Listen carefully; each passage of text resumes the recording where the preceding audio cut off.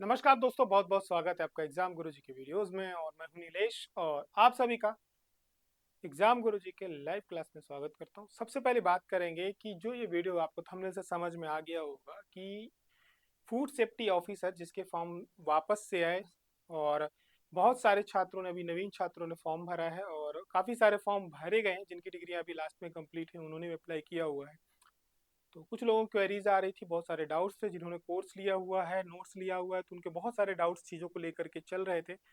तो एक एक छात्र को बता पाना कई चीज़ें संभव नहीं होती हैं, और कुछ हमने जो समझा है अभी पेपर जो लगातार हुए हैं उनके आधार पे हमें ऐसा महसूस हुआ कि एक आप लोगों को हमें एक जो भी हमारे पास अनुभव है चीज़ों को समझने का, जिस प्रकार से लगातार आयोग पेपर ले रहा है, चाहे वह केवल, मैं यहाँ पेपर फर्स्ट की बात नहीं कर रहा हूँ, मैं यहाँ पेपर सेकंड की भी बात कर रहा हूँ, क्योंकि आयोग ने इस साल बहुत सारे एग्जाम्स ऐसे हैं जो कि फर्स्ट टाइम कंडक्ट किए हैं। ठीक है, बहुत सारे एग्जाम्स ऐसे हैं, इवन मेडिकल्स के एग्जाम हो, मेडिकल ऑफिसर वगैरह के जो एग्जाम हुए हैं अभी लास्ट में, माइनिंग ऑफिसर चलो रिपीटेड एग्जाम है, डायरेक्टरेट के भी एग्जाम रिपीटेड एग्जाम है। लेकिन इस बीच में संस्कृति मंत्रालय के जो एग्जाम हुए अभी संस्कृत विभाग के, वो भी फर्स्ट टाइम एग्जाम कंडक्ट हुए एक्चुअली में। तो ऐसे बहुत सारे एग्जाम है जो फर्स्ट टाइम कंडक्ट हुए, उनका सिलेबस भी पहली बार आया है। तो उन सब चीज़ों को समझने के बाद हमें ऐसा महसूस हुआ कि जो हमारी एक समझ है, जो अनुभव है, उसके आधार पे जो हमने उसको समझने का प्रयास किया, हमें जो मिला उससे, वो हम आपके बीच में लेकर के आए, शायद आप लोगों के काम आ जाए। लेकिन मैं ये गारंटी देता हूँ, ये वीडियो थोड़ा सा लंबा जाएगा, आपको धैर्य रखना पड़ेगा। पर ये मैं गारंटी के साथ बोल रहा हूँ कि ये अगले आधे घंटे 40 मिनट जो भी लगते हैं, आपने उसको धैर्य पूर्वक सुना। सिर्फ आपको सुनना है और समझना है। आप ऐसा नहीं, कुछ ना कुछ तो सीख के जाओगे, अलग बात है, पर आपको ही मैं बोल रहा हूँ कि आपकी तैयारी में एक गति और दिशा जरूर मिलेगी, जो मेरा लक्ष्य है। यदि मैं आपके आधे घंटे 40 मिनट ले रहा हूँ, तो मेरा लक्ष्य है, क्या है कि मेरा उद्देश्य ये है कि वो आधे घंटे 40 मिनट आपके बहुत कीमती हैं। वो जब आप उठो तो कम से कम ये कहो कि नहीं यार, क्लास अच्छी थी और मैंने आज कुछ सीखा जो मेरे काम का है। तो केवल आप लोग चुपचाप बैठ के सिर्फ सुनिएगा और लास्ट में कमेंट करके बताइएगा कि ये क्लास आपके काम की थी या नहीं थी। आपने क्या सीखा कमेंट करके जरूर बताइएगा, लेकिन लास्ट में। ठीक है, तब तक आपको इस पे टिके रहना होगा, और जिसके अंदर धैर्य होगा वही फूड सेफ्टी ऑफिसर बनेगा। क्यों? क्योंकि जिस व्यक्ति के अंदर भूख होती है ना किसी चीज को पाने की, जिसके अंदर उसको पाने की एक जिज्ञासा होती है, भूख होती कि नहीं यार मुझे बनना है, वो कहीं भी बैठ करके सुन सकता है। तो वो तो आपके अंदर हो। यदि नहीं है ना, आप बढ़ रहे हो, अरे हटाओ यार ये कर रहे हो ना, तो ये मान के चलो ये 14 दिसंबर नहीं 13 दिसंबर तक आपका यही हाल रहेगा। ठीक है, तो अब बात करते हैं कि इस वीडियो में करने क्या क्या वाले हैं। तो सबसे पहली बात जो हमारा फोकस है वो ये है कि हम सबसे पहले इसमें जो हमारा सिलेबस है, ठीक, क्योंकि जो सिलेबस है, जो पेपर ले रहा है उस सिलेबस पे एमपीपीएससी, ठीक, सभी को सिलेबस दे दिया उसने कि हम, ये आयोग है, इसने कहा कि हम इस पे आपसे प्रश्न पूछेंगे। तो प्रश्न पूछने का क्या होता है, एक नेचर होता है, उसके ट्रेंड को हम क्या करेंगे, समझेंगे कि जो आयोग है इस सिलेबस पे कैसे प्रश्न पूछ सकता है। ठीक है, सारी बातों पे हम बात करेंगे। तो ठीक है, सिलेबस सबके पास है, लेकिन आयोग ने सभी एग्जाम्स का सिलेबस बनाया, लेकिन उसका क्वेश्चन पूछने का एक पैटर्न है जिसने वो किसी भी एग्जाम में चेंज नहीं किया है, वो आज भी वही है सभी एग्जाम्स में। ठीक है, तो उसको हम समझने का प्रयास करेंगे। दूसरी बात, बहुत सारे छात्रों में एक समस्या है पेपर फर्स्ट को लेकर के, जिनका सिविल सर्विस और पेपर फर्स्ट बहुत पढ़ते हैं, उनको लगता नहीं नहीं हम यहीं से विजय हासिल कर लेंगे। जिनका नहीं है वो सब ज्यादा इससे डरते हैं। तो कितना उसको पढ़ना है, कितना समय देना है, कैसे देना, उस पर हम लोग बात करेंगे। ऐसा नहीं कि अनयूजुअल समय आप दिए जा रहे हो कि नहीं ये मेरा पॉजिटिव स्ट्रेंथ है तो मैं यहाँ से 50 क्वेश्चन कर लूंगा। तो इन सब चीजों पे भी हम बात करेंगे। आप 50 क्वेश्चन कर भी लोगे तो क्या कर लोगे, उधर वाले में तो 100 क्वेश्चन है ना। फिर क्या पढ़ना है और क्या नहीं पढ़ना है, क्योंकि सबसे बड़ी समस्या क्या है कि आए दिन एक किताब पढ़ते हो, अगले दिन फिर जाके नई किताब खरीदने खड़े हो जाते हो दुकान पे। तो अगले जो 60 दिन है ना, दिवाली है तो सोचोगे चलो धनतेरस में कुछ नहीं खरीदते तो पैसों के नोट्स खरीद लेते हैं। फिर कुछ दिन बाद आएगा चलो एकादशी में भी खरीद लेते हैं। फिर पता चला नवंबर में भी खरीद लेते हैं, कुछ नहीं करते तो चलो पढ़ ही लेते हैं। तो किताबें आती रहेंगी, वो तो काम है। अभी एग्जाम गुरुजी भी कई किताबें इस पे अलग से निकालने वाला है, खरीदो। और हर व्यक्ति बेचने वाला यही कहेगा कि मैंने इस बार कुछ नया किया है। नया क्या होगा वो आप ढूंढना बैठ करके। हमने फर्स्ट यूनिट के नोट्स बहुत पहले निकाले थे, अभी भी मार्केट में लगभग लोगों के पास पीडीएफ भी पड़ी हुई है उसकी। मैं आज भी चैलेंज के साथ बोल रहा हूँ कि आप वो फर्स्ट यूनिट सबसे पहले हमने निकाले थे, वो आज भी पड़ी हुई सबके पास। आप सभी लोग वो फर्स्ट यूनिट के नोट्स उठाइए, उसके बाद जितनी भी किताबें आई हैं सब में बैठ करके रख के कंपैरिजन कर लीजिए। सब लोग कंपैरिजन कर लीजिए बैठ करके, क्या नया मिला और कितना मिला, उसका नुकसान क्या होता है उस पर भी बात करेंगे। परीक्षा में कितने प्रश्न सही करना है कि आपका सिलेक्शन पक्का हो जाए, हमारी शुरुआत ही इसी टॉपिक से होगी। जो हमारी शुरुआत होगी सिलेक्शन, लेकिन हम जाएंगे पीछे की तरफ। यानी आपको सिलेक्शन चाहिए तो इतने नंबर लाने होंगे, अब उस लक्ष्य को हम पाएंगे कैसे, हम इस विषय पे बात करेंगे। ठीक है, तो ये रहेगा हमारा आज का सेशन। सेशन पे हम बढ़ते हैं आगे। तो देखिए ऐसा है कि इस में हम देखेंगे तो दो तरह के विद्यार्थी इस एग्जाम की प्रिपरेशन कर रहे हैं। कौन कौन है? एक वो है जो कि एमपीपीएससी के एस्पिरेंट्स हैं। एमपीपीएससी के एस्पिरेंट्स मतलब ये है कि जो एमपीपीएससी सिविल सर्विस भी दे रहे हैं, एमपीपीएससी का जो अदर एग्जाम्स होते हैं वो भी दे रहे हैं। मतलब मोटा मोटा हम ये कह सकते हैं कि इनका जो एमपी वाला पोर्शन होता है ना, वो बहुत स्ट्रांग होता है, एक बात। दूसरी बात, ये लगातार एक कॉम्पिटिटिव एग्जाम से जुड़े हुए हैं, ये बात महत्वपूर्ण है। यानी जिनकी हैबिट हो गई है पढ़ने की प्लस एग्जाम देने की, यानी वो एक तरह से आप ये कह सकते हो कि वो क्या है, प्रैक्टिस उनकी अच्छी है, खिलाड़ी हैं, अनुभवी खिलाड़ी हैं एग्जाम्स के। ठीक है, तो यहाँ पर उनका जो एमपी का पोर्शन होता है वो बहुत स्ट्रांग होता है, मध्य प्रदेश। दूसरे विद्यार्थी वो आते हैं जो कि केवल फूड सेफ्टी ऑफिसर का जिन्होंने सिलेबस देखा और क्या किया आकर के वो सीधे एग्जाम में इंटर कर गए कि हाँ ये जो सेकंड पेपर है ग्रेजुएशन साइंस वालों के लिए है, मेडिकल वालों के लिए है, सबके लिए है, हम लोग फिल कर सकते हैं। ठीक है, केमिस्ट्री वालों के लिए तो हम लोग फॉर्म भर सकते हैं और तैयारी करने आ गए। अब जब तैयारी करने आ गए तो उन्हें क्या हो रहा है, सबसे बड़ी प्रॉब्लम कि जो उनका कोर सब्जेक्ट है वहां पे तो उन्हें कोई दिक्कत नहीं जा रही, लेकिन जब वो मध्य प्रदेश पढ़ते हैं, एमपी जीके वाला जो पोर्शन होता है इसमें इनको क्या होती है, बड़ी समस्या होती है। ठीक है, इन्हें एमपी में आनंद आता है पढ़ने में, इन्हें एमपी पढ़ना मतलब एक पहाड़ की तरह लगता है कि क्या पढ़ रहा हूं मैं, ये क्या कर रहा हूं मैं।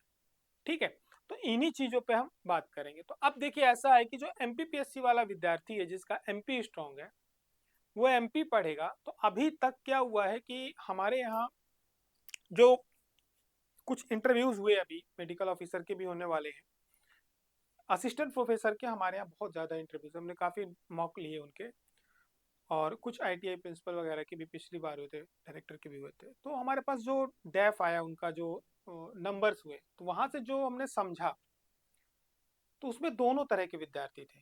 एपी में तो बहुत सारे सिविल सर्विस वाले विद्यार्थी भी गए और इसमें जो गए नॉन सिविल सर्विस वाले भी गए, दोनों गए एपी में।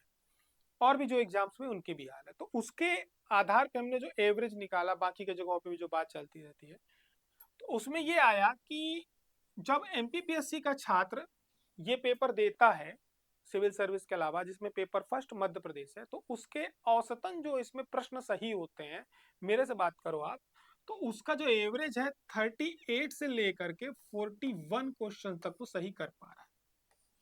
41 मैंने ये बताया है, ये एक्सेप्शनल केस है, कोई 45 48 बोल रहा है तो भैया मेरे को ऐसा छात्र अभी तक जीवित रूप से मुझे नहीं मिला है। ठीक है, कहानियों किस्सों में ऐसा कहा जाता है कि 49 वाले भी पाए जाते थे। ठीक है, तो अब मैंने आदिमानव नहीं देखे हैं तो मैं कैसे कह दूं कि आदिमानव कैसे थे, पढ़ा है किताबों में, इनको मैंने किताबों में भी नहीं पढ़ा, जीवित रूप से देखा भी नहीं है, जिनके 48 49 सही होते तो उनकी बात मैं नहीं करूंगा। ठीक है, पर मैं बात कर रहा हूँ औसत की, जो मुझको हमेशा मिल जाते हैं, सामान्यतः भी यदि आप जाओगे तो ये मिल जाते हैं, आपको भी मिल जाएंगे। 38 से 41 वो छात्र है जो सिविल सर्विस की तैयारी करते हैं, एमपीपीएससी की तैयारी करते हैं। ठीक है, उनका मध्य प्रदेश में 38 से 41 प्रश्न सही होते हैं। लेकिन जो एमपीपीएससी की तैयारी नहीं करता है छात्र, बात ये होती है कि उसके कितने प्रश्न सही होते हैं, तो आप उनके देखोगे तो एवरेज 32 से 35 अधिकतम प्रश्न सही होते हैं, कई बार ये 28 भी चले जाते हैं। ये डिपेंड करता है पेपर के ऊपर, जो बहुत है पीछे का विद्यार्थी हुआ तो 30 के करीब सही कर लेता है, ठीक है। लेकिन पेपर सेकंड पहली बार होने जा रहा है। पहली बार मैं क्यों बोल रहा हूँ, आप कहोगे सर 20 साल पहले भी तो हुआ था। तो देखो ऐसा भैया, 20 साल पहले जो वर्तमान में सरकार है उसको भी नहीं पता था कि वो इतने बहुमत से जीत जाएगी और कभी जिंदगी में सरकार बना पाएगी, ठीक है, उन्हें भी नहीं पता था। तो 20 साल पहले आयोग को भी नहीं पता था कि वो एफएसओ का पेपर लेगा। सब कुछ बदल गया है, सिलेबस बदल गया है, पैटर्न बदल गया, आयोग के मेंबर्स, प्रश्न पत्र पूछने का तरीका, सब कुछ बदल गया है।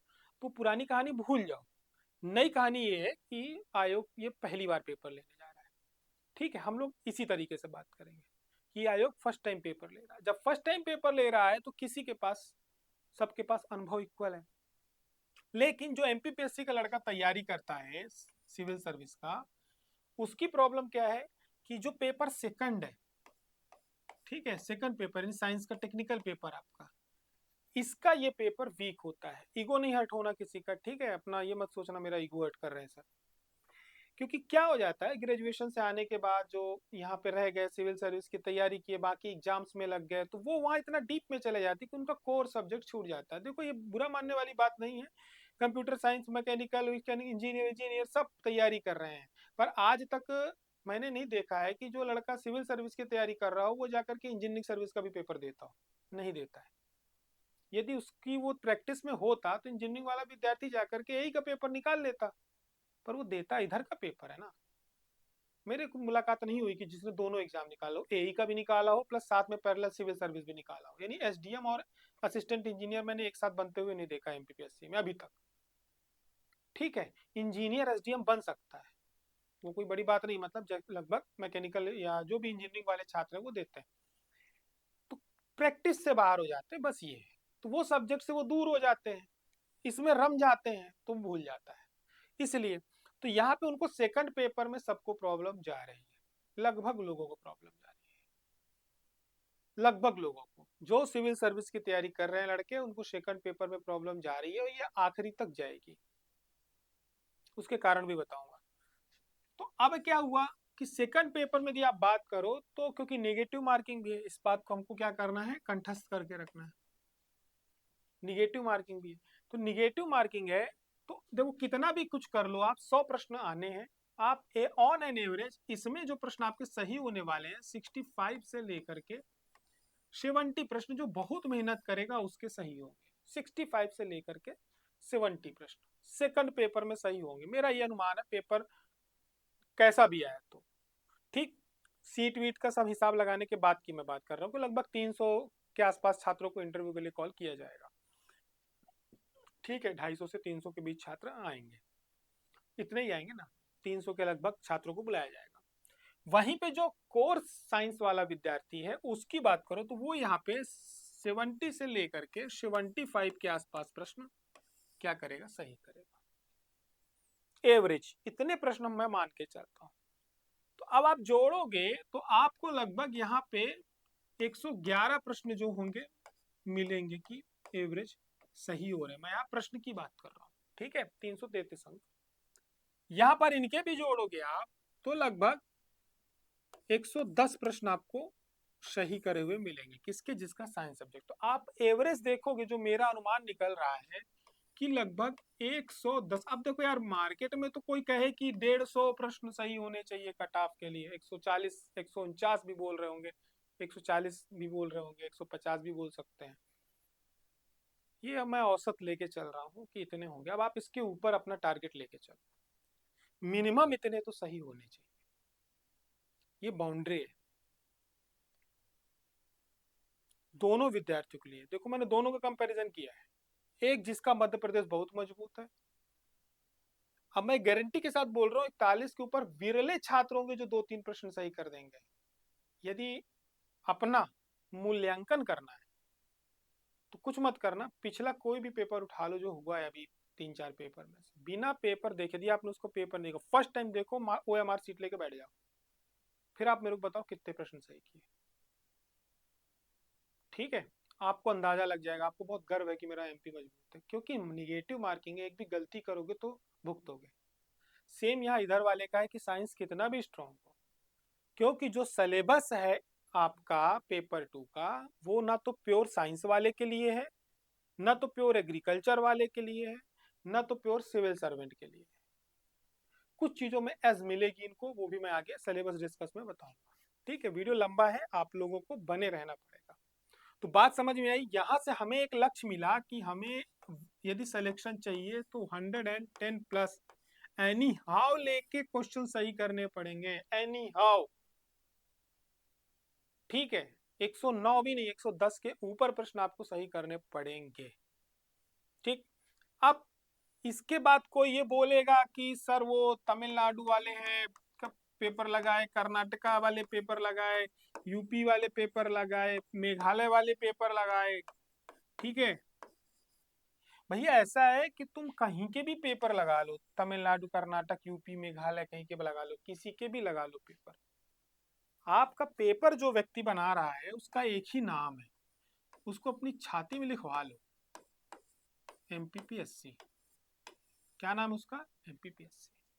ना तो तमिलनाडु पीएससी आपका पेपर बनाने आ रहा, ना तो यूपी पीसीएस पेपर बनाने आ रहा, ना तो आपका कोई पेपर बनाने आ रहा। अब इसकी ये लाइन में क्यों बोल रहा हूं? ये इसलिए बोल रहा हूं क्योंकि अब एक छोटा सा एग्जांपल है कि गांधी जो है,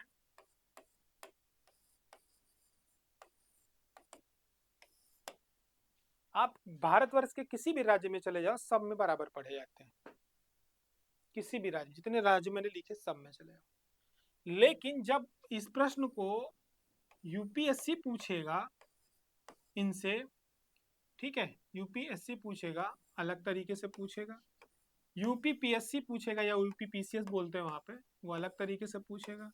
राजस्थान पीएससी का पूछने का तरीका अपना अलग है। पर जब एमपीपीएससी पूछेगा तो पूछ लेगा भैया कि नमक कानून आंदोलन जब तोड़ा था तो कितने किलोमीटर रेंगे थे, उनके साथ कौन कौन थे, उन दोनों के नाम बताओ, आगे पीछे लेफ्ट में कौन था, राइट में कौन था, ये पूछेगा।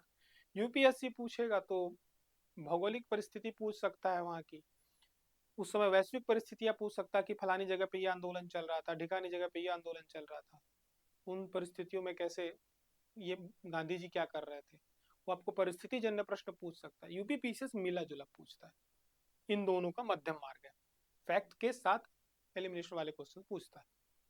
व्यक्ति कौन था? सिर्फ एक ही टॉपिक था, गांधी। पर एमपीपीएससी डायरेक्ट क्वेश्चन पूछता है, आप उठा करके देख लो। तो हमें तैयारी एमपीपीएससी के अकॉर्डिंग करनी है, इस बात को आप दिमाग में सेट करके बैठो। अनुभव लो, लेकिन दिमाग में सेट करके बैठो कि पेपर कौन ले रहा है। समझ गए? इस चीज को आप ध्यान में रखो। फिर वही एग्जांपल दूंगा कि यूपीएससी में मैंने इंटरव्यू नहीं दिया यूपीएससी का, सिविल सर्विस का, इसलिए मैं नहीं जानता हूँ। मैंने वीडियो के माध्यम से देखा है कि शायद वहां पे पूछते हैं कि छत पे कबूतर उड़ रहा है तो उसके कितने पंख होंगे, आप कैसे गिनोगे। इस टाइप के प्रश्न आजकल मॉक इंटरव्यूज में खूब दिखाए जाते हैं, बड़े अच्छे अच्छे लोग आते हैं, फिर आगे बढ़ जाते हैं वो लोग, उनको बहुत देखा जाता है। यूपीएससी में पूछा गया कि आप बाहर बैठे थे तो कितने लोग आपके सामने से गुजरे, ये सब प्रश्न होते हैं। लेकिन जब आप एमपीपीएससी में आयोग में अंदर जाओगे तो ये सब थोड़ी पूछेगा आपसे। मैंने नहीं देखा, जितने भी हमारे यहाँ से छात्र गए तो उन्होंने बताया सर कबूतर हमसे तो नहीं गिनवाए, सीधे जाकर के क्वेश्चन पूछते हैं, डायरेक्ट फैक्ट पूछ रहे हैं वहां पे, बोर्ड टीचिंग करा रहे हैं।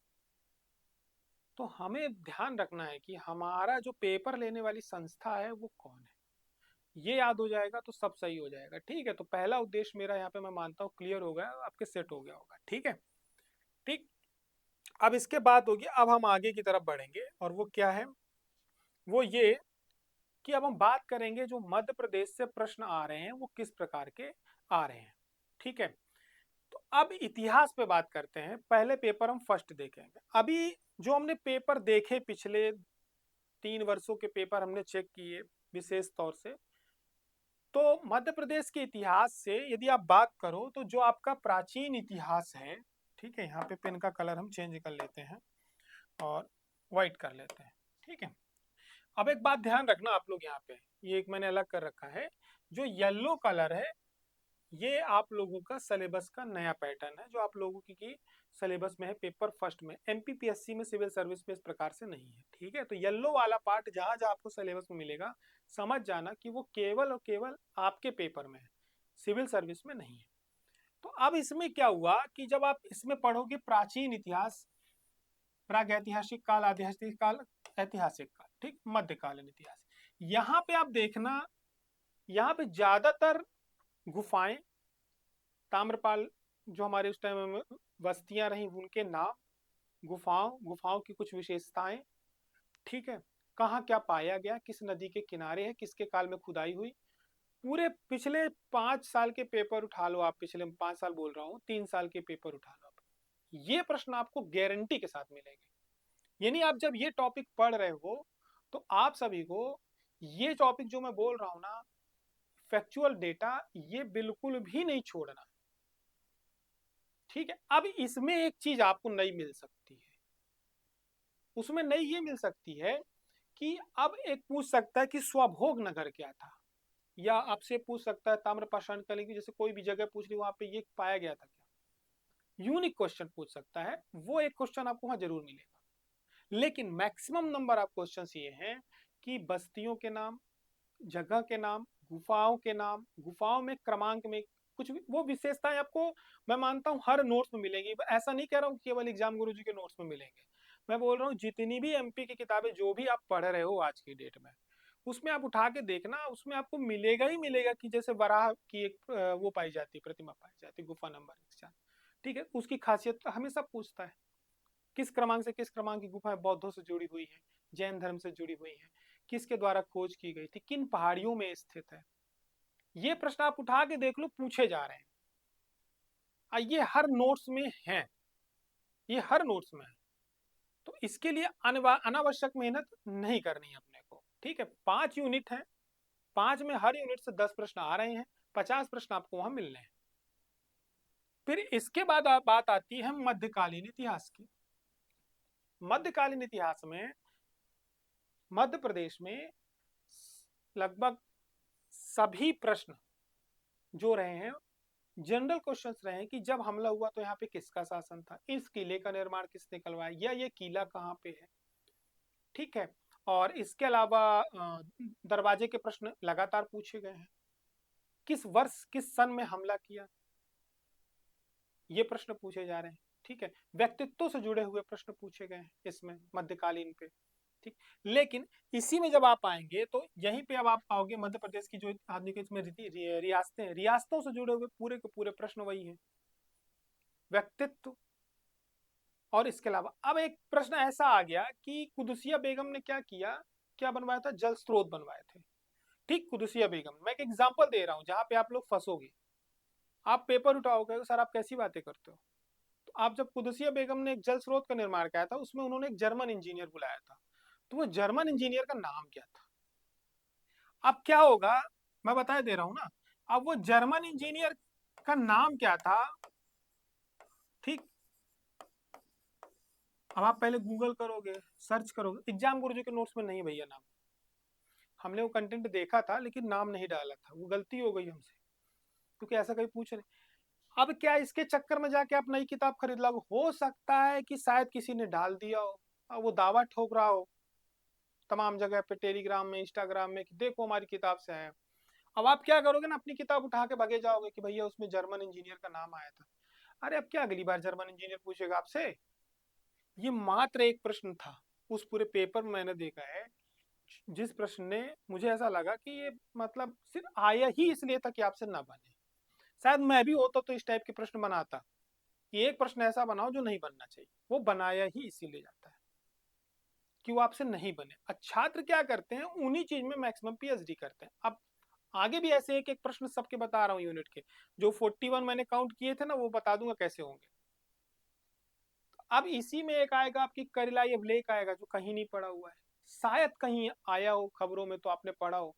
स्वभोग नगर की मैंने बात करी, उससे जुड़ा हुआ प्रश्न आएगा, ठीक है।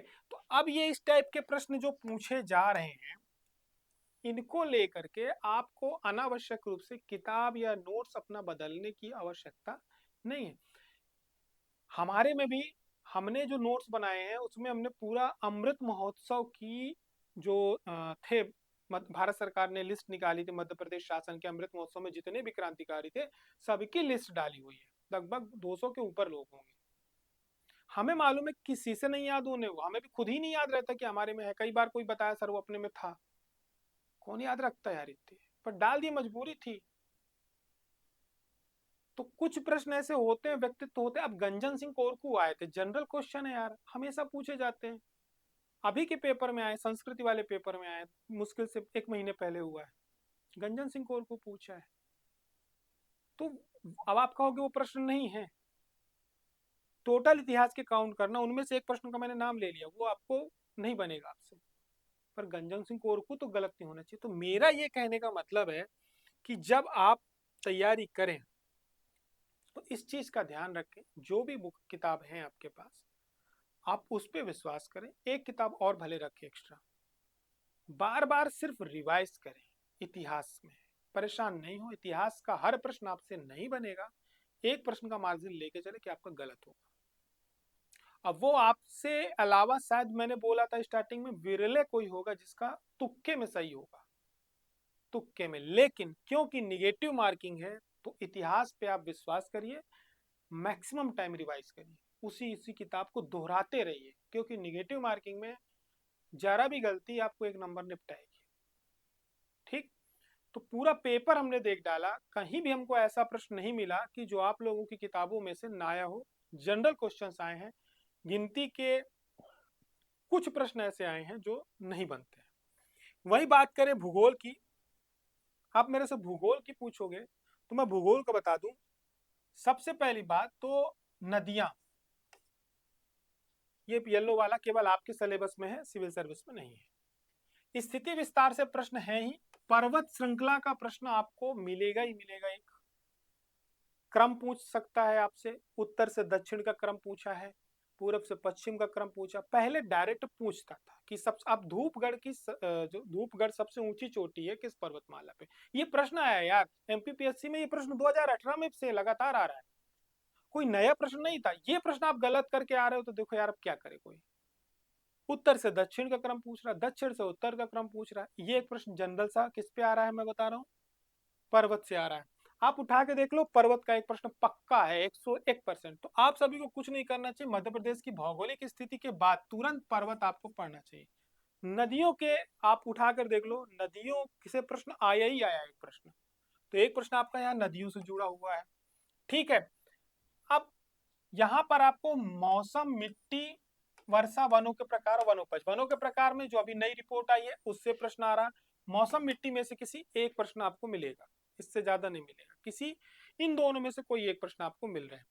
लेकिन सबसे ज्यादा जो मुझे प्रश्न मिले, मैं झूठ नहीं बोल रहा, पूरे पेपर उठा के देख लो आप, सारे पेपर, पिछले 5 पेपर उठा के देख लो, सिंचाई एवं परियोजना ऐसा टॉपिक था, बिना इसके कोई पेपर कंप्लीट नहीं हुआ है। कई में तो 3-3 प्रश्न सिर्फ सिंचाई और परियोजनाओं में से पूछे गए। उठा के आप लोग पेपर देख लेना, सिंचाई परियोजनाओं में से पेपर आए ही आए हैं। बहुउद्देशीय परियोजना किस नदी पर है, कब प्रारंभ की गई, किसके काल में प्रारंभ की गई थी, उद्घाटन कब हुआ था, किन किन राज्यों के साथ शेयर हो रही है, इलेक्ट्रिसिटी किन किन राज्यों को दी जा रही, जल किन किन राज्यों के साथ शेयर कर रही। आपको ये बता रहा हूँ इसलिए ये है कि जो भी मध्य प्रदेश की परियोजनाएं चल रही हैं, क्यों है ये प्रश्न, क्योंकि ये एक ऐसा डेटा होता है कि कई बार छात्रों का गलत होता, तो यदि टफेस्ट क्वेश्चन ढूंढना उनको तो वो यहाँ से ढूंढ लेंगे। तो आप सभी लोगों को जन परियोजनाएं पढ़ के रखनी चाहिए, सबसे पहला काम। एक भी परियोजना आप मत छोड़िए, विशेष तौर से जो चर्चा में रही उसको तो जरूर पढ़िए, और कुछ जो विशेष है। फिर इसके बाद छोटी मोटी परियोजनाएं, किन नदी, सबसे पहला किस नदी पे है, किन किन राज्यों के साथ शेयर करती है, कब इसको उद्घाटन किया गया, बस। और यदि तापीय विद्युत परियोजना है तो उसका डेटा इकट्ठा रखिए, कितनी विद्युत उत्पन्न हो रही, जल विद्युत में कितनी हो रही है। और बहुउद्देशीय है तो उसका बाकी का डेटा कलेक्ट करके रखिए। ये आपको पढ़ना पड़ेगा, पेपर निकालना है तो। इसके बाद जनसंख्या से सामान्य प्रश्न आ रहे हैं जो हमेशा पूछे जाते थे, आप उठा के देख लो सारे पेपर। सबसे जनसंख्या जनजाति वाला जिला, सबसे कम जनजाति वाला जिला, इस टाइप के प्रश्न आ रहे लगातार। तो भूगोल में से जो कठिन प्रश्न आपसे ऐसे कोई नहीं पूछे गए। मौसम में भी वही प्रश्न आ रहे हैं, मौसम से भी वही प्रश्न आ रहे हैं जो हमेशा से आते रहे एमपीपीएससी के। आप पूरे प्रीवियस ईयर आपने क्वेश्चन लगाए होंगे, तो मौसम हमेशा उसने पूछा। अभी पूछा था 110 सेंटीमीटर वर्षा किस क्षेत्र में होती है मध्य प्रदेश के। तो जब आप मध्य प्रदेश का मैपिंग से पढ़ाई करेंगे तो आपको मिल जाएगा। तो मैप के माध्यम से अध्ययन जरूर करिए, ज्योग्राफी को समझना है तो। ठीक, इसके बाद आगे बढ़ोगे आप अगली यूनिट में। अब आता है राज्यपाल मुख्यमंत्री। सबसे पहला काम करो भैया, सब सारे काम छोड़ के एक काम कर लो, राज्यपाल, मुख्यमंत्री और आपके उच्च न्यायालय लोकायुक्त छोड़ो, मुख्य सचिव, राज्यपाल, मुख्यमंत्री, मुख्य सचिव, इनके नाम ऐसे एक नजर मारते रहा करो। लगातार पूछ रहा है, या तो राज्यपाल पूछ रहा है या तो मुख्य सचिव पूछ रहा है। अभी एक प्रश्न आया था कि राज्यपाल जो वर्तमान में है, इनको शपथ किसने दिलवाई थी, किस हाई कोर्ट के जज ने दिलवाई थी? ये एक लॉजिकल क्वेश्चन है। और आप उठा करके देख लो कि जब से सिलेबस चेंज हुआ है मध्य प्रदेश में, राज्यपाल, मुख्यमंत्री, उच्चतम न्यायालय सॉरी उच्च न्यायालय के न्यायाधीश और मुख्य सचिव से जुड़े हुए प्रश्न पूछा है। कई बार सचिवों के क्रम पूछा है, मुख्य सचिव का इनमें से क्रम क्या रहा है। आप उसकी ट्रिक बना के याद कर सकते हो, वो आपको याद करना है, कैसे याद होगा भाई? हमारी बनाई ट्रिक कई बार भूल जाएगी, वहां जाके स्वयं से याद करो, एक बार नजर मारते रहो, क्रम देखते रहो। विशेष तौर से राज्यपाल और मुख्यमंत्री का क्रम जरूर याद रखो, ठीक है? जोड़ियां मिलाने तक के लिए आ गया है, लेकिन इनसे प्रश्न गारंटी के साथ आया है। अब इसमें कठिन प्रश्न क्या आया है?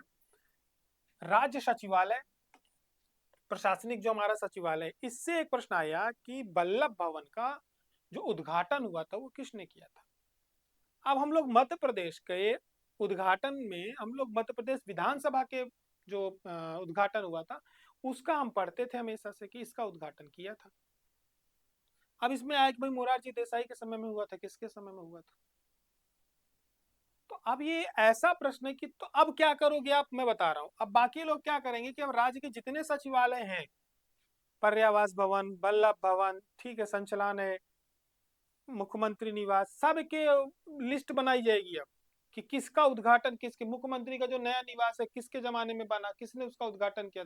हालांकि हमें राज्यपाल के निवास का पता पढ़ के रखना चाहिए, वो हमने अपने कंटेंट में दिया हुआ है कि राज्यपाल का जो निवास है वर्तमान में, वो बेगमों का जगह रही तो उनको किसके जमाने में बनवाया था उन्होंने। मेरे को भी एकदम से नहीं याद आ रहा कंटेंट, पर हमने वो कंटेंट दिया है और कहीं से नहीं दिया, राज्यपाल की वेबसाइट से उठा के दिया है।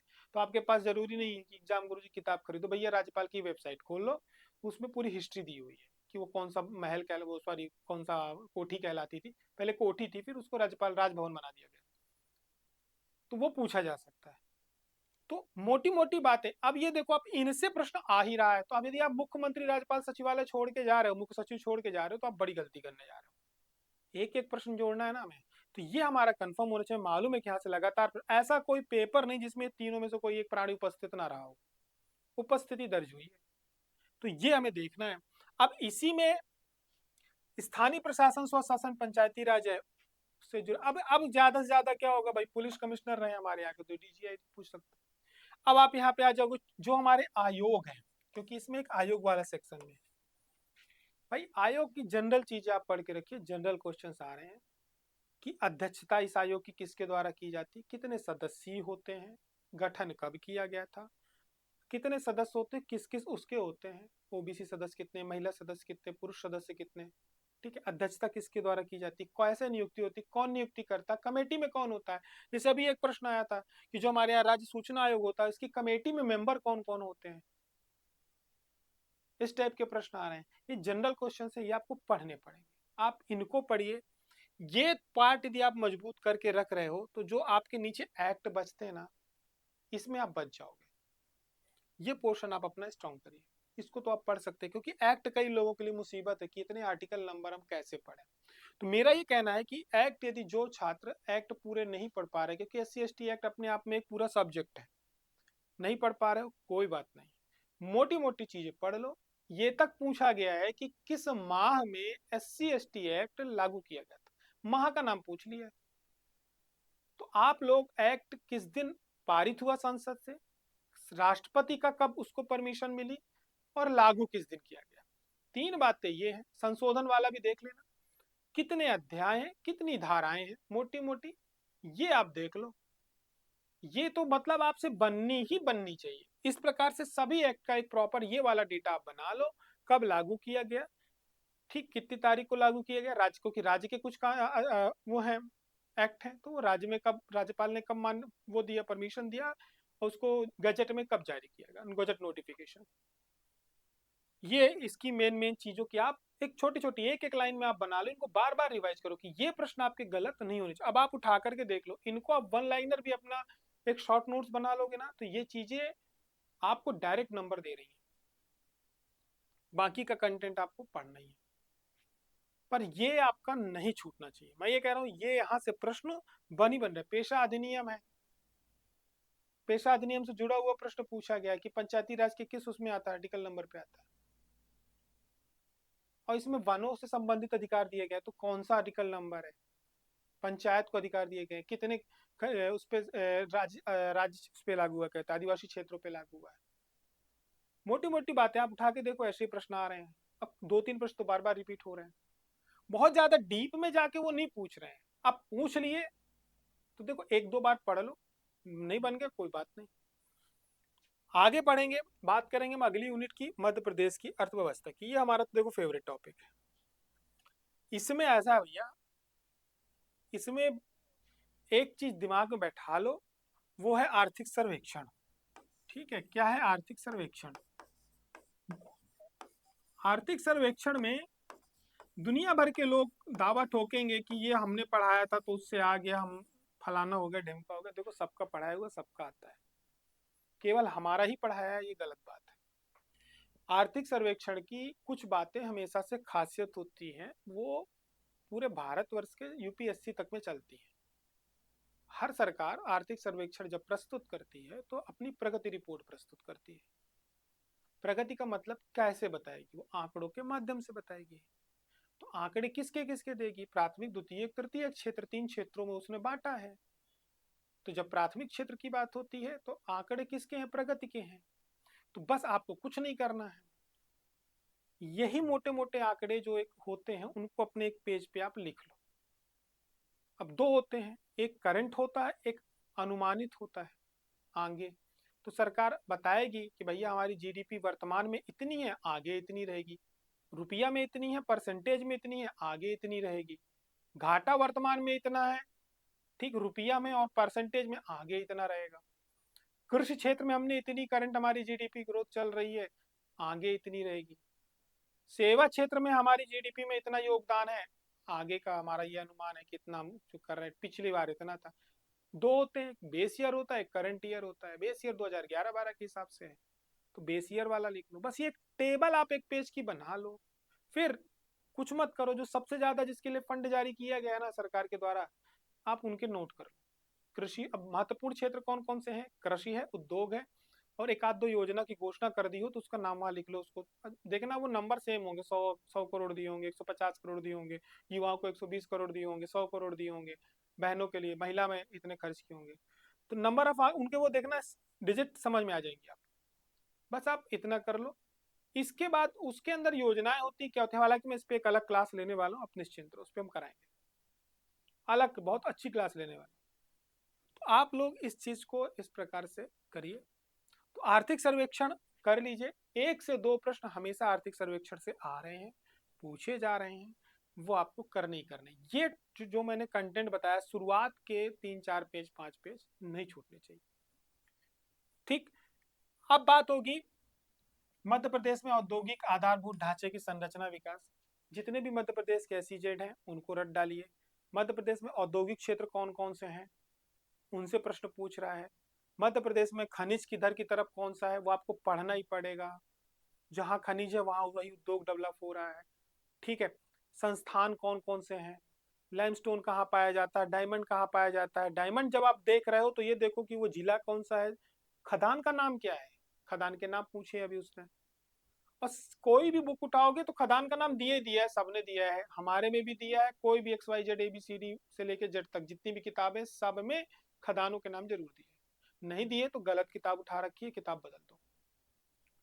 कोयला खदान, तांबे की खदान, मैग्नीज की खदान और डायमंड की खदान है, इन सब के नाम सब जगह दिए हुए हैं, तो आप लोग उसको देख लीजिए, फिर पेपर में पूछ रहा है।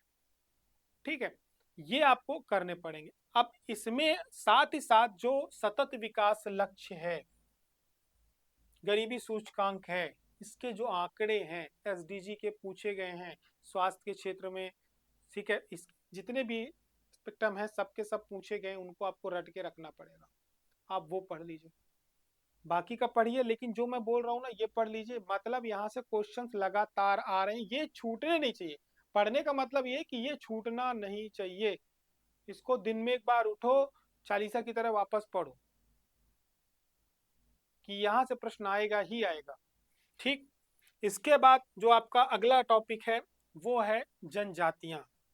ठीक है, ये तो देखो भैया ऐसा है कि मुझे ऐसा लगता है कि इससे 8 से 9 प्रश्न पूछ रहा है। जनजातियों में एक बड़ी गजब की बात बताता हूँ, आप लोग को मजा आ जाएगा सुन के। मध्य प्रदेश की जनजातियों में वो विरासत लोक संस्कृति, यहां से उनका एक क्वेश्चन फिक्स है। सबसे टफेस्ट चीज वही है, नृत्य और त्योहार। नृत्य और त्योहार एक फिक्स है कि वो क्वेश्चन वो पूछ रहे हैं, पक्की बात है। उठा के पूरे पेपर देख लो कि नृत्य, भड़म नृत्य, गुदैरी नृत्य अभी आया था। ठीक है, ये नृत्य आपसे पूछ रहे किस जनजाति में होता है और त्योहार कब मनाया जाता है। आपने यदि हमारे यहाँ के नोट्स देखे होंगे तो हमने इसको प्रॉपर कंटेंट दिया है कि भैया हमने ये तक बताया कि किस त्योहार को कब मनाया जाता है, किन परिस्थितियों में मनाया जाता है, उसके रीति रिवाज क्या है, लोक संस्कृति यही होता है। सबसे बड़ा पार्ट भी यही है। तो यहाँ पे आप ये देखोगे सबसे बड़ा पार्ट मध्य प्रदेश की जनजातियों का पूरा लोक संस्कृति विरासत है। फिर इसके बाद ये टॉपिक यहाँ चेंज हो जाता है, इनका क्या है, जनजाति संवैधानिक प्रावधान। संवैधानिक प्रावधान मुश्किल से 2 या 3 पेज का है, हमने नोट्स में दिया 2-3 पेज का है। आप लोग इसको रट डालो, एक क्वेश्चन पक्का है इसका। अब यहाँ पे आप ये संस्कृत विरासत पढ़ोगे 100 पेज की, इससे 2 प्रश्न मिलने ही मिलने हैं। ठीक, लेकिन वहीं पे जनजातियों का आप ये वाले टॉपिक पढ़ोगे, संवैधानिक प्रावधान, यहाँ से एक क्वेश्चन मिलना है, मुश्किल से 3 पेज में एक क्वेश्चन मिल गया। वहीं पे विशेष पिछड़ी जनजातियों से प्रश्न एक पक्का है, अभी इस बार आया था ना, कितने विकास खंडों में, 89 विकास खंडों में, जनरल क्वेश्चन है, एकदम ऊपर ऊपर के। अब आप सोचो ये भी मुश्किल से 2 पन्ने 3 पन्ने का कंटेंट है, यहां से भी एक प्रश्न हुआ। योजनाएं एक ऐसी चीज है जहां से ऐसा कोई पेपर नहीं है कि प्रश्न नहीं पूछा गया, गारंटी के साथ आया है।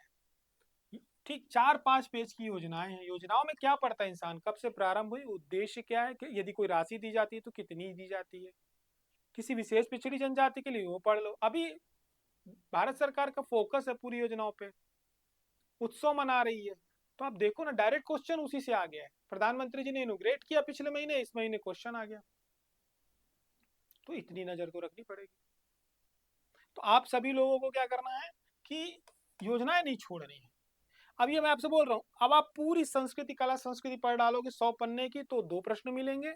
ये छोटे छोटे टॉपिक्स हैं 3-3 4-4 पेज के, इनसे क्वेश्चन आ ही रहे हैं, तो इनसे आपका एक प्रश्न, तो इन पे ज्यादा फोकस करो। मेरा कहने का मतलब ये है कि ये गलत नहीं होने चाहिए, इनको इतना रिवाइज कर लो कि ये गलत नहीं होने चाहिए। दूसरा, व्यक्तित्व। ठीक, व्यक्तित्व, ऐसा कोई पेपर नहीं कि एक व्यक्तित्व नहीं है। 8 प्रश्न है, गिना रहा हूं। हर बार गंजन सिंह कोरकू अभी वाले पूछा गया था। ठीक है, पिछली बार पूछा कि किस व्यक्तित्व को वहां पे फांसी दी गई थी अंडमान निकोबार द्वीप में, ये क्वेश्चन मैंने डायरेक्ट कराया था अपनी क्लास में, लाइव क्लास में, अभी भी वीडियो डाला हुआ है असिस्टेंट प्रोफेसर की क्लास में। दोनों प्रश्न कराए थे जनजातीय व्यक्तित्व से, दोनों प्रश्न आए हैं। अभी भी यूट्यूब पे वीडियो डाला हुआ है जनजातीय व्यक्तित्व, उठा के देख लो, पूरे के पूरे प्रश्न आए हैं, पिछले 4 पेपरों के पूरे प्रश्न उस एक क्लास से आ गए। सिर्फ एक क्लास कराई है, पूरे क्वेश्चन उससे आ गए, क्योंकि हमने प्रॉपर कराया वहां पे। तो अनावश्यक मत, अब ये सोच लो आपकी एक मुश्किल से व्यक्तित्व, इनके 2 पेज के, 1.5 पेज के व्यक्तित्व हैं, एक प्रश्न हमारा बन रहा है उस 1.5 पेज से, तो हम भड़बड़ाए हुए हैं कि हमें पूरी कला संस्कृति पे पीएचडी करनी है, शोध करना है। शोध क्यों कर रहे हो यार, उन टॉपिक्स पे नजर लगाओ ना जिनसे आप लोगों का क्या है, पेपर डायरेक्ट निकल के आ रहा है। साथ ही साथ अब यहाँ पे संस्थान संग्रहालय है, बादल बोई संग्रहालय भी इस बार पूछा गया, पूछा जाने वाला प्रश्न, जनरल क्वेश्चन है। संग्रहालय, मानव संग्रहालय पिछली बार पूछा, अभी पेपर में पूछा था, माइंस वाले में इसमें बादल बोई संग्रहालय पूछा। कितने संग्रहालय, एक टेबल है मात्र, हर उस टेबल से एक क्वेश्चन आ ही रहा लगातार, हर बार घुमा फिरा के पूछ रहा, कब बना, किस जिले में है, कहाँ है, पूछा, फिर बोला किस जिले में है, कब बना, किससे संबंधित है। ऐसे ऐसे क्वेश्चंस आ रहे हैं यार एक टेबल में से, क्योंकि टॉपिक ही वो अकेला अकेला टॉपिक छोड़ दिया उन्हें। संग्रहालय प्रकाशन, प्रकाशन आया, प्रकाशन से इस बार भी क्वेश्चन आया हुआ। तो आप ये देखो कि संस्थान, संग्रहालय, प्रकाशन, गिनती का 1.5 पेज का कंटेंट है, 2 पेज का कंटेंट है। इससे हर बार 2 प्रश्न आ रहे हैं आपके। ठीक, स्वतंत्रता आंदोलन में व्यक्तित्व तो आपका 2 पेज का कंटेंट है, 3 पेज का कंटेंट है, 4 पेज का कंटेंट है यार। किसी ने पीएचडी करा दी होगी तो 5 पेज, इससे ज्यादा नहीं है। 7 पेज हुए। ठीक, इसके बाद इनकी योजनाएं हो गई 4 पेज, ये 11 हुए। संवैधानिक प्रावधान हो गए आपके 4 पेज के, ये हो गए। ठीक, टोटल मान लो मोटा मोटा 25 पेज। 25 पेज में से आपके 6 से 7 प्रश्न आपके लगातार आ रहे हैं। और इधर ये पूरी संस्कृति विरासत ये सब पढ़ोगे जाके 100 पेज की, तो आपको मोटा मोटा 2 प्रश्न मिलेगा। तो सौदा कौन सा ठीक है? मैं ये कह रहा हूँ 25 पेज को लगातार रिवाइज करते रहो, बाकी का ये पढ़ते रहो। कम से कम ये प्रश्न आपके गलत नहीं होंगे, वो प्रश्न आप सही करने की स्थिति में होंगे। तो आपने यहाँ पे 8 प्रश्न क्या करे, पकड़ लिए। अब मेरी बात सुनने के बाद उठाना पेपर, पिछले 4-5 पेपर, ज्यादा मत उठाओ, 4-5 पेपर उठाओ, मेरे को कमेंट करके बताना इससे बाहर क्वेश्चन आया क्या। जितना मैंने बताया वो क्वेश्चंस लगातार आ रहे, पिछले कोई भी 5 पेपर उठा लो। अभी हुआ है माइनिंग का, उसके पहले हुआ संस्कृति विभाग का, उसके पहले जो पेपर हुआ है डायरेक्टर का, हाँ बीच में डायरेक्टर का हुआ, फिर संस्कृति वाला हुआ। तीनों पेपर, 3 पेपर उठाओ ना। पैटर्न देखो आप, पैटर्न बिल्कुल क्वेश्चंस इसी क्रम में आ रहे हैं। ये 8 प्रश्न ऐसे हैं कि आपका पेपर घुमा देंगे। इसके बाद आगे की तरफ बढ़ोगे तो अब यहाँ पे आपके 2 टॉपिक हैं, 2 यूनिट है। एक है आपका मध्य प्रदेश का करंट अफेयर, दूसरा है आपका राष्ट्रीय स्तर का करंट अफेयर, तीसरा अंतरराष्ट्रीय करंट अफेयर। सब इसी में कवर हो गया। योजनाएं से प्रश्न आपको 2 से 3 योजनाएं प्रश्न मिलेंगी, ध्यान रखिएगा, इसलिए योजनाएं घोट डालिए। वो योजनाएं विशेष तौर से जो चर्चित में है, जो नहीं है चर्चित में पर हैं, चल रही है, वो भी उसके लिए आप कर सकते हैं। हमने जो जनजाति वाली टॉपिक बनाई है पूरी योजनाएं डाल दी है। ठीक है, अब दूसरा इसमें कंप्यूटर एवं आईटी। कंप्यूटर एवं आईटी से देखो ऐसा है कि इन दोनों को मिलाकर के 2 या 3 प्रश्न आपके कंप्यूटर के रहते हैं, लेकिन एमपी का करंट अफेयर यदि आप पढ़ रहे हो तो 1 मंथ पहले तक का पढ़ लेना पेपर से। अब आप मेरे से पूछोगे सर हमारा 14 दिसंबर को पेपर है, तो ये ध्यान रखना कि 14 नवंबर तक का करंट अफेयर पढ़ के जाना।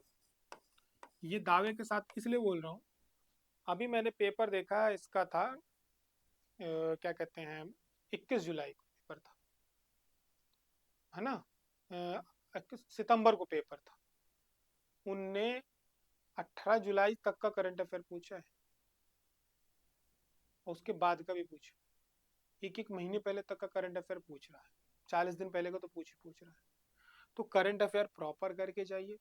अब करंट अफेयर के अलावा मध्य प्रदेश का करंट अफेयर प्रॉपर करके जाइए। खेल, खिलाड़ी का नाम किस क्षेत्र में है, व्यक्तित्व जिसको सम्मानित किया गया किस क्षेत्र में किया गया। मैंने आपको एक अलग से वीडियो बनाया है, जो पद्मश्री पद्म भूषण मिले हैं, काफी बच्चों ने प्यार दिया, 5 से 6 हजार लोगों ने देखा है। पिछले 5 पेपरों के प्रश्न उसी वीडियो से आ रहे हैं। ठीक है, ये ऐसा नहीं कह रहा हूँ केवल मेरे से आ रहे, सबके से आ रहे हैं, लेकिन बता रहा हूँ कि वो केवल गिनती के 5 व्यक्तित्व पद्म भूषण वाले, पद्म पुरस्कार मिले हैं, सिर्फ यही प्रश्न आ रहा है। कहाँ से संबंधित है, उसको घुमा के पूछ रहा है कि अभी निमाड़ पे जिन्होंने काम किया इनमें से कौन है, पद्म पुरस्कार से सम्मानित किया गया कौन है। बस एक चीज अच्छी कर दी आयोग ने, आपकी डेट देने लगा 18 जुलाई तक की स्थिति में। राष्ट्रीय अंतरराष्ट्रीय में कोई बड़ा घटनाक्रम हुआ है तो वो पूछ रहा है उसको डायरेक्ट। योजना चालू हुई है तो वो पूछ रहा है डायरेक्ट। प्रधानमंत्री किसी यात्रा में थे, ब्रिक्स देश में अभी जैसे अंतिम सदस्य शामिल किया गया, हाल ही में नया सदस्य किसको सम्मिलित किया गया, स्थिति बता रहा है कि जून 2025 की स्थिति में ब्रिक्स देश में एक नया, ब्रिक्स समिट में नया देश सम्मिलित किया गया, कौन है मेंबर। इस तरीके के प्रश्न आ रहे हैं। तो ये ऐसे प्रश्न जो हाईलाइट होते हैं, हमें इनको नहीं छोड़ना है। तो करंट अफेयर एक ऐसा सेक्शन है एमपी का कि आपको मैंने बता दिया, एकदम डायरेक्ट वाले क्वेश्चंस आ रहे हैं, आप उनको पढ़ के रखो, करंट अफेयर पे नजर रखो, क्योंकि यहाँ से और जनजाति वाले, ट्राइब्स वाले सेक्शन से यदि आपने स्मार्ट वर्क कर लिया तो आप पेपर को क्या करोगे, अपने ग्रिप में रखोगे। ठीक, अब बात होगी किसकी, आप लोगों के सबसे महत्वपूर्ण टॉपिक की, और वो है आप लोगों का क्या, पेपर 2। देखो भैया ऐसा है, पेपर 2 के बारे में मेरे से बात करो आप, तो इस पेपर को जब आप यूनिट फर्स्ट में जाओगे, हमने पूरी 10 यूनिट कवर करी है ना, खाद्य विज्ञान एवं परिचय। ठीक, ये ऐसी यूनिट है कि इसमें आपके शुरुआती के जो ऊपर के 3, अब आपके 10 यूनिट है, हर यूनिट में से 10-10 प्रश्न आपके आएंगे मोटा मोटा, तो 100 प्रश्न आपके यहाँ से कवर हो जाएंगे। कितने क्वेश्चन आएंगे? 100 क्वेश्चन आएंगे। हम लोगों ने को कितने लाने हैं? टोटल 110 लाने। इसमें कितने प्रश्न सही करने हैं हमें? टारगेट हमारा रखना चाहिए कि हमें 70 प्लस क्रॉस करना है, यानी 75 टारगेट लेके चलो आप। तो टोटल आप लोगों को हर यूनिट में से एवरेज आपको 7 से 8 प्रश्न तो सही करने पड़ेंगे। ठीक है, अब इतना सही करने के लिए आपको क्या करना पड़ेगा? इतना सही करने के लिए आपको करना ये पड़ेगा, आपको वो प्रश्न गलत नहीं करने हैं जो आयोग का नेचर है पूछने का, वो प्रश्न गलत नहीं होने चाहिए। सबसे बड़ी समस्या हमारे एमपीपीएससी के छात्रों में यही जा रही है कि वो क्या करते हैं कि वो उन प्रश्नों को गलत करके आ जाते हैं जो गलत नहीं होने चाहिए, जो जनरल क्वेश्चन है, जो पूछे पूछे जा रहे हैं वो प्रश्नों पे ज्यादा जोर दे रहे हैं। जैसे कुदुसिया बेगम ने क्या किया कि एक इंजीनियर लेके आई जर्मनी से, जो कि उनको जल स्रोत बनवा रहा था। अब पता चलेगा कि जितने भी बेगमें रही होंगी उनके इंजीनियरों के नाम रट डालो, बनाने वाले उसकी टेबल बना देंगे कुछ दिन में। महल वहल जो बने थे सबके इंजीनियरों के नाम रट डालो। ठीक है, कहाँ से शुरू करेंगे? सल्तनत काल से शुरू करेंगे तो करंट में अभी कोई नया बिल्डिंग बनी है, हाँ ये वाला पुल बना है भोपाल वाला 90 डिग्री का पुल। अब देखो यार, कल को पूछ ले कि जो 90 डिग्री वाला पुल बना था भोपाल का, उसकी किस कंपनी ने बनाया था, तो यार ये क्वेश्चन हो सकता है एक आध ने न्यूज बहुत ध्यान से पढ़ी हो, इंटरेस्ट के साथ पढ़ी हो, उसका सही हो सकता है। इंजीनियर का नाम भी पढ़ा हो, उसके गांव गली का रहा हो, घरे का रहा हो, तो बेचारे का नाम पढ़ लिया हो, भास्कर ने खूब कवर किया न्यूज़पेपरों ने तो रट लिया हो। बाकी का यार क्या वो याद किया जा सकता है? अब ऐसे में पूरे अभी सबसे बड़ा पुल बना है जबलपुर में, कटनी में बना है, जबलपुर में बना है। तो अब पता चला उसके इंजीनियर, उसकी कंपनी का नाम लिस्ट आ गई, मध्य प्रदेश के सभी पुलों के इंजीनियर ये हैं फलाने। कितना याद करोगे यार? अब क्या ना पूछा, तो वो प्रश्न हम गलत क्यों कर रहे हैं जो नहीं करने चाहिए? हमें वो प्रश्न गलत नहीं करने हैं, इनके चक्कर में नहीं पड़ना है। बात समझ में आई? तो इसी प्रकार से जब आप माइक्रो फूड माइक्रोबायोलॉजी में जाएंगे, न्यूट्रिशंस में जाएंगे, खाद्य संरक्षण प्रिजर्वेशन में जाएंगे, ठीक है, ये यूनिट्स में जाएंगे, तो आपको ये सभी यूनिट्स, एमपी वाला इसमें हिस्ट्री है आपकी, तो हिस्ट्री से रिलेटेड सबसे बढ़िया है। ये आप एक एग्जांपल दे रहा हूँ, फर्स्ट यूनिट्स में आपके प्रोटीन कार्बोहाइड्रेट ये सब है।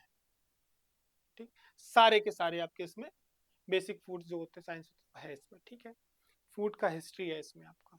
ठीक है, मध्य प्रदेश का छोटा सा 2 पन्ने का कंटेंट है, जनजाति वाला ट्राइब्स वाला दे दिया उन्होंने। ठीक है, अब आप देखो उससे क्वेश्चन बनने ही बनने, मैं एक एग्जांपल दे रहा हूँ कि ट्राइब्स के फूड से क्वेश्चन बनने ही बनने हैं, हिस्ट्री जो फूड हिस्ट्री रही है उससे क्वेश्चन बनने ही बनने हैं। अब यहाँ पे आप लोगों को फोकस किस में करना चाहिए? इन सभी में जो बेसिक थ्योरी है, कॉन्सेप्ट है, वो तो है ही है, पर इसके साथ आप देखोगे टर्मिनोलॉजी बहुत है। तो मैक्सिमम क्वेश्चन जो बनते हैं टर्मिनोलॉजी से बनते हैं, और एमपीपीएससी फर्स्ट टाइम पेपर बना रहा है तो ऊपर ऊपर की टर्मिनोलॉजी से क्वेश्चन जरूर बनाएगा, हर यूनिट में से बनाएगा, जो आपकी गलत नहीं होनी चाहिए। तो सबसे ज्यादा फोकस आप उस चीज पे करिए। इसके बाद भारतीय कृषि प्रणाली है, एक यूनिट ये आपकी, और दूसरी तरफ आप जाओगे तो आपका क्या कहते हैं ये एकीकृत कृषि उत्पादन प्रौद्योगिकी। ठीक है, तो ये दो यूनिट ऐसी हैं कि एक एमपी का एग्रीकल्चर, दूसरा इंडियन एग्रीकल्चर है। अब आप लोगों को इसमें एग्रीकल्चर से रिलेटेड जितनी भी पॉलिसीज चल रही हैं, नाबार्ड वगैरह के माध्यम से चल रही हैं, जो भी डेटा है उत्पादन से लेकर के भारत की स्थिति, ठीक है, पशुपालन से लेकर के दुग्ध उत्पादन, सभी चीजों में मांस उत्पादन, एक्सपोर्ट इंपोर्ट, इन सब का डेटा रखना चाहिए, क्योंकि ये 101% गारंटी अभी बोल रहा हूँ, ऑन वीडियो बोल रहा हूँ, क्वेश्चन यहाँ से आएंगे आपके। मैक्सिमम क्वेश्चंस आपके एमपी का डेटा एग्रीकल्चर वाला उठा के क्वेश्चन बनाएगा। सबसे ज्यादा मध्य प्रदेश के किस जिले में इसका आलू का उत्पादन होता है, मध्य प्रदेश किस देश को ये चीजें एक्सपोर्ट करता है, ये यूनिट्स कहाँ पे है, खाद्य प्रसंस्करण का ये उद्योग कहाँ पे लगा हुआ है, भारत का भी आपसे ऐसे पूछेगा, राष्ट्रीय स्तर के शोध संस्थान आपसे पूछेगा, ये सब चीजें आपसे पूछेगा उसमें। तो आपको इनको गलत क्या नहीं करना, इनको नहीं करना है। अभी जो इन्होंने माइनिंग का पेपर लिया है तो आप देखो सिलेबस उसका बड़ा है, लेकिन इन्होंने इस प्रकार के क्वेश्चन ज्यादा पूछे हैं जो डायरेक्ट बनते हैं। ठीक इसी प्रकार से आपकी जो लास्ट यूनिट है वो है 10th यूनिट। सबसे महत्वपूर्ण यूनिट एक ऐसी है, इसमें आप कुछ मत करो, सारे इंस्टीट्यूशंस जो दिए गए हैं सिर्फ उनकी स्थापना कब हुई, किस जगह पे बने हुए हैं, या कुछ विशेष है उनके बारे में, शोध वगैरह किस क्षेत्र में होता है, किस, ठीक वो देख लो, या उसकी कोई यूनिट मध्य प्रदेश में है तो वो देख लो। अब आपके पूरे सिलेबस में से जितने भी इंस्टीट्यूशंस के नाम दिए गए हैं सब की आप एक लिस्ट बनाइए, उसमें कब स्थापित किया गया, किस किस शहर में है, क्या काम है, कुछ विशेष उसकी जो योग्यता है या उसको पुरस्कार मिल गए हो तो वो, ये आपके बने होने चाहिए, क्योंकि यहां से 101% क्वेश्चन आने ही आने, क्योंकि आयोग हमेशा फेवरेट सेक्शन उसका यही रहा है, वो पूछता रहा है। इसके बाद बात आती है कि इसमें कई आपको पूरे के पूरे आपके सिलेबस में कई प्रकार से जो है टेस्टिंग फेज दिए गए हैं, टेस्टिंग के प्रकार दिए गए हैं। तो उसमें आपको देखना कि ये टेस्टिंग कब की जाती है, किस पोजीशन में की जाती है, किस समय पे की जाती है। ठीक है, कई ऐसे इवेंट्स दिए गए हैं जो वैज्ञानिकों के द्वारा खोज की गई, वो आपसे पूछे जा सकते हैं। तो इस प्रकार के प्रश्न आयोग का हमेशा से स्वभाव रहा पूछने का, क्योंकि ये पहला पेपर है तो आयोग ऐसे प्रश्न ज्यादा बनाएगा। अब अगले साल 2026 में ये वैकेंसी फिर से आनी है, पहले भी वीडियो बनाया था, बताया था कि ये वैकेंसी दोबारा आएगी। तो मैं आपको यहाँ ये नहीं कह रहा हूँ कि यहाँ पे लेजी हो जाओ अगली बार हम देखेंगे, ये गलती नहीं करना, बिल्कुल भी नहीं करना, क्योंकि अगली बार 2026 में यदि ये पेपर 14 दिसंबर 2026 होने पाया तो 2027 में जाकर के आप फुर्सत होंगे। आपने इसका 1 वर्ष का समय बिताया तो ये भूल जाओ कि अगले साल वैकेंसी आनी है, भूल जाइए, नहीं आनी। हमें इस लक्ष्य को लेकर के चलना है कि आखिरी वैकेंसी। तो यहाँ पे जो मैंने मोटी मोटी बातें कही कि इंस्टीट्यूशंस, कानून, अच्छा सॉरी मैं भूल गया था, इसमें 10th यूनिट में कानून है आपके बहुत सारे, तो कानून से आपके जितने भी लॉ वगैरह दिए हुए उनसे क्या क्वेश्चन पूछेगा, इसी प्रकार के क्वेश्चन पूछेगा जो हमने पिछले एक्ट में बताया कि एक्ट से कैसे आयोग क्वेश्चन। अभी क्योंकि पहली बार प्रश्न पूछ रहा है तो ज्यादातर आपसे यदि उसमें कोई सजा देने का प्रावधान होगा या कोई इंस्टीट्यूशन डेवलप करने का प्रावधान होगा तो आपको वो रट लेना है। ठीक है, फूड कॉर्पोरेशन ऑफ इंडिया की स्थापना कैसे, किस आर्टिकल नंबर के तहत होगी। ठीक है, इसके अलावा कब स्टेब्लिश किया गया, कब आया, कितनी तारीख को राष्ट्रपति ने परमिशन दी, फिर सॉरी राष्ट्रपति ने परमिशन दी, कितनी तारीख को लागू किया गया कानून को। तो इस प्रकार से आपको इसके एक्ट की मेन मेन मोटी मोटी चीजें तो पता होनी चाहिए। आयोग हमेशा से डेट, जगह, जिला, इस पे बहुत फोकस करता है, किस शहर में है। ठीक है भाई, आलू प्रसंस्करण संस्थान कहाँ पे है राष्ट्रीय स्तर का, गन्ना का शोध के संस्थान कहाँ पे है लखनऊ में। तो ऐसे क्वेश्चंस बहुत पूछता हो, तो आप सभी लोगों को ये रट के रखने होंगे। कृषि क्षेत्र का पूरा डेटा प्रॉपर बना के रखिए, सोयाबीन का सर्वाधिक उत्पादन उत्पादक के मामले में कौन है। ठीक है, और क्या कहते हैं वर्तमान पे फर्स्ट सेकंड थर्ड सबकी लिस्ट बना लीजिए।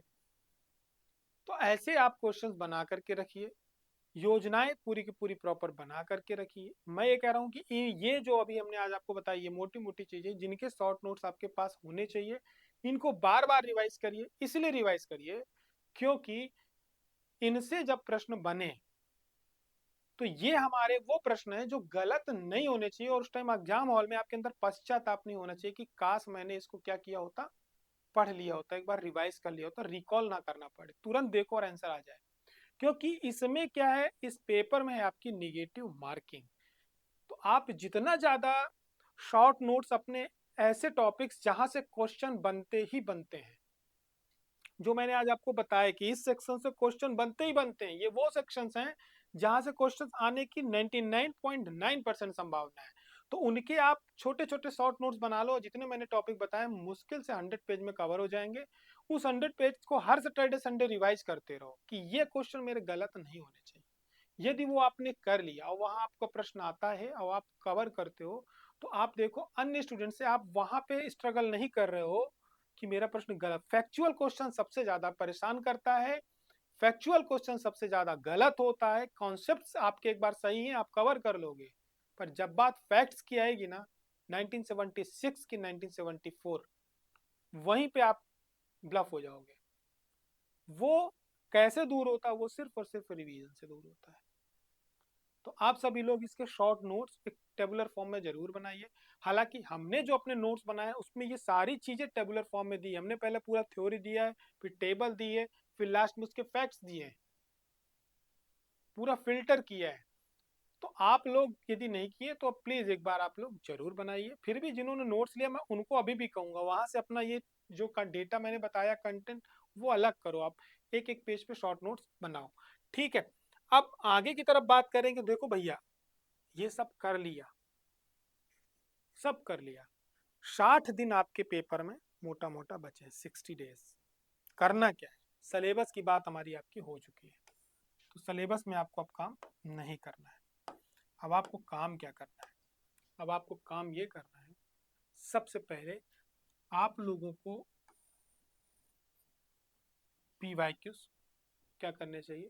लगाने चाहिए। अब एक बात दरअसल ये है कि MPPSC में पेपर नहीं हुआ है, तो आप लोगों को अदर स्टेट के PYQ केवल उतने ही लगाने हैं जो आपके सिलेबस में है, उनको केवल लगाइए बस। ठीक, यदि हो सकता है सहायता लेने के लिए वहां से किसी ने प्रश्न उठा के डाल दिए तो वो आपके गलत नहीं। दूसरा काम करिए, मैंने अभी जो आप लोगों को बताया है वो मेजर टॉपिक्स है। क्या है वो? मेजर टॉपिक्स है। इसमें आपका फोकस 100% होना चाहिए, क्योंकि यदि निगेटिव मार्किंग से जो लोग यूपीएससी का एग्जाम देते हैं ना वो इसका महत्व को जानते हैं।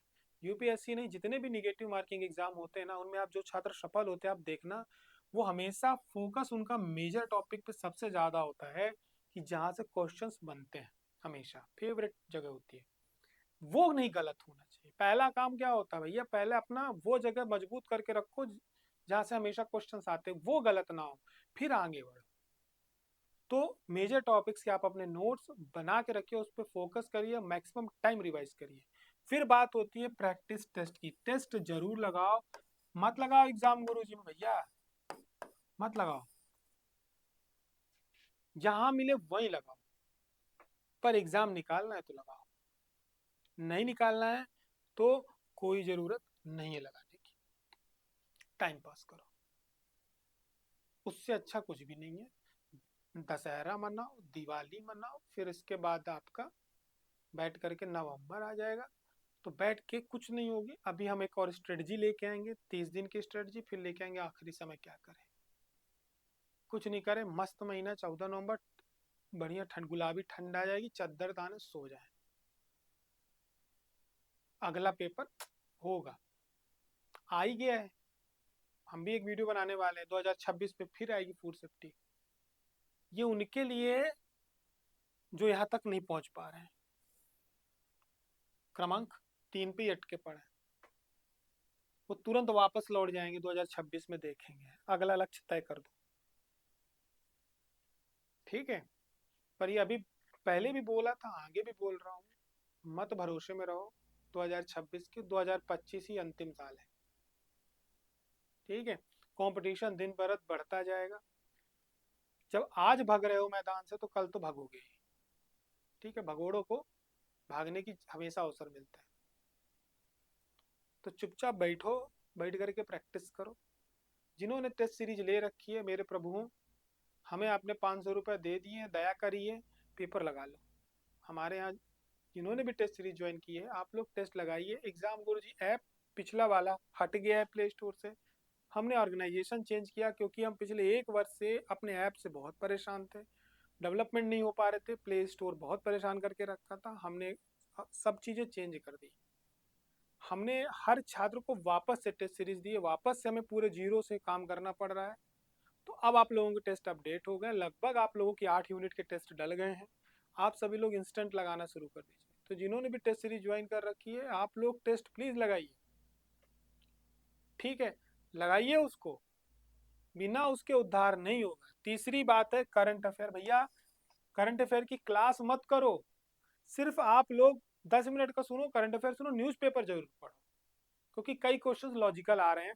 सिर्फ जुड़े रहो करंट अफेयर से, जैसे जीएसटी है पक्का पूछा जाएगा यार, जीएसटी से बहुत सारे क्वेश्चन इस बार करंट अफेयर में आपके पेपर में आएंगे, पक्का आएंगे। एक क्वेश्चन मैं अभी बोले दे रहा हूँ कि कितने सितंबर से जीएसटी क्या हुआ है, नई न्यू जनरेशन है ना, जेनजी जनरेशन जीएसटी क्या किया गया है, वापस से बदलाव किया गया है, कितनी सितंबर से लागू किया गया? 23 सितंबर है, कितना है, डेट याद रखना। ठीक, पक्का आएगा क्वेश्चन। कितना, किस सितंबर, सितंबर की तारीख याद रखना, कितने सितंबर से जीएसटी बदलाव के साथ जो नए स्लैब्स के साथ लागू किया गया, पूछ सकता है कि या कितने स्लैब है। दूसरा क्वेश्चन बनेगा तारीख या स्लैब की संख्या कितनी है। ये करंट अफेयर का क्वेश्चन है, रट्टा मार के रखो, आपसे पूछा जा सकता है। ठीक है, नेपाल की अभी जो पहली महिला जो वो बनी है, राष्ट्रपति बनी, उनके बारे में पूछा जा सकता है। ये जनरल क्वेश्चन बता रहा हूँ, इस टाइप से क्वेश्चन आ रहे हैं, तो ये कर लो आप। अब आप मेरे से बोलोगे सर मेन बात क्या रखनी है। देखो यार, ये सब करने के साथ, इस एग्जाम को निकालने का निगेटिव मार्किंग के साथ एक ही उपाय है, जो सबसे बड़ा रामबाण है, वो है रिवीजन प्लस एमसीक्यू। जो छात्र ये कर लेगा, revision plus MCQ, revision plus MCQ practice, revision plus MCQ practice, जो छात्र कर लेगा, गारंटी के साथ बोल रहा हूँ, फूड सेफ्टी ऑफिसर का इंटरव्यू देने एग्जाम गुरुजी में आएगा, गारंटी के साथ आएगा। तो हमारे पास गारंटी के साथ बोल रहा हूँ, सिर्फ दो काम जो कर लेगा, रिवीजन प्लस एमसीक्यू। क्यों?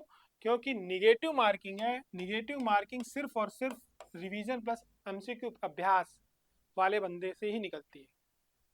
जो रोज पढ़ेगा, नया किताब खरीदेगा, नया नोट्स पढ़ेगा, वो हमेशा वीक रहेगा, डर में रहेगा, कॉन्फिडेंस नहीं रहेगा उसके अंदर, हाँ कंफ्यूज रहेगा।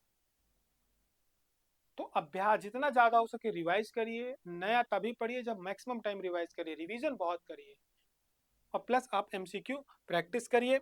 अब यदि आप चाहते हैं कि हाँ एग्जाम गुरुजी के नोट्स हमें परचेज करने, तो अब चल रहा है हमारे ऑफर कि आप एग्जाम गुरुजी के नोट्स जो 997 के हैं वो परचेज करते हैं, तो उसमें आपको ये मिलेगा क्या कि आप सभी लोगों को ई बुक हम फ्री दे रहे हैं, जो कि हमारी 99 की ई बुक आप अलग से भी परचेज कर सकते हो। ठीक, और साथ में ऑनलाइन टेस्ट सीरीज जो कि 499 की, तो 500 रुपए की ई बुक प्लस, सॉरी 500 रुपए की टेस्ट सीरीज प्लस 100 रुपए की ई बुक, 600 रुपए का आइटम आपको फ्री मिल रहा है। 997 रुपए के नोट्स साथ, 1000 रुपए के नोट्स में आपको 600 रुपए का क्या, 500 की टेस्ट सीरीज, 100 रुपए की ई बुक, यानी 600 रुपए का आपको ये मिल गया। 1000 प्लस 400 रुपए में हम आपको घर पे नोट्स भेज रहे हैं बिना किसी अतिरिक्त शुल्क के, डिलीवरी चार्ज भी नहीं ले रहे, प्रिंटेड नोट्स आपके घर भेजे जाएंगे। कितने में, 997 में। तो टेस्ट सीरीज भी मिल रही है 100+ टेस्ट के साथ। अब आप हमारा वीडियो कोर्स ज्वाइन करना चाहते हैं, पेपर 2 का क्रैश कोर्स, जिसमें आपको नोट्स की ई बुक मिलेगी, साथ में वीडियो कोर्स कंप्लीट मिलेगा, 996 रुपए में आप इसको परचेज कर सकते हैं।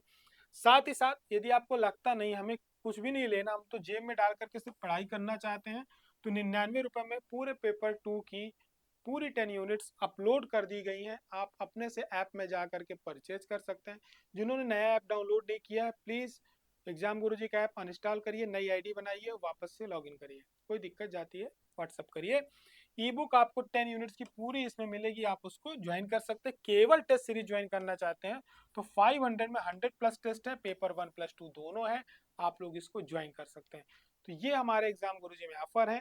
प्लस मेरा आप सभी लोगों से लास्ट में केवल इतना कहना है कि प्लीज़ इस एग्ज़ाम को इतना समय हमने दिया, समझा, मैंने आशा करी कि आपको समझ में आई होंगी चीज़ें। सबसे पहला काम ये है कि अब केवल एक काम करिए, जितने भी एग्ज़ाम अभी आने वाले टाइम में होंगे आपके पेपर के पहले, पेपर फर्स्ट के, उस पर नज़र बना के रखिए कि क्वेश्चंस का पैटर्न क्या है। देखिएगा कोई बदलाव नहीं हो रहा, आप खुद से बैठ के एनालाइज करिए।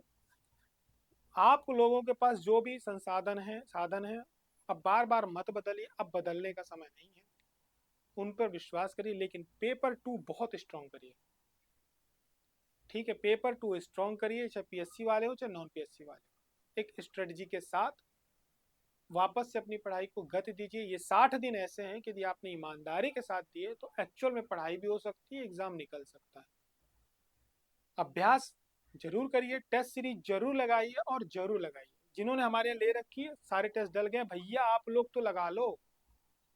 अब हम लोग रैंक बताना शुरू करेंगे टेस्ट सीरीज का कि कौन हमारे यहाँ कौन से, इसलिए आप सभी लोग टेस्ट सीरीज जरूर लगाइए। ठीक है, आशा करता हूँ कि हमारा ये प्रयास आप सभी को आपकी तैयारी में मदद करा होगा। तब तक के लिए फिर हमारी मुलाकात होती है। हाँ, सॉरी, एक सूचना आप सभी के लिए लास्ट में चलते चलते कि एग्जाम गुरुजी लेकर के आ रहा है आप सभी के लिए बेहतरीन न्यूज। वो मैं हालांकि मूड में नहीं था बताने के, लेकिन मैं आप लोगों को बता दे रहा हूँ हम लोग क्या करने वाले हैं।